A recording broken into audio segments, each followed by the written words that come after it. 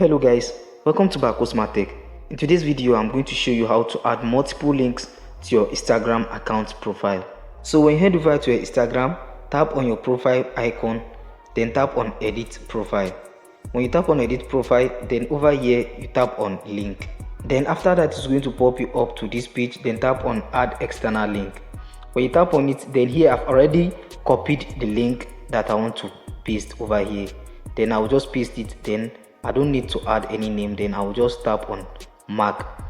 Then after tapping on it, then you can see it has already been added. So I'm going to add another link over here.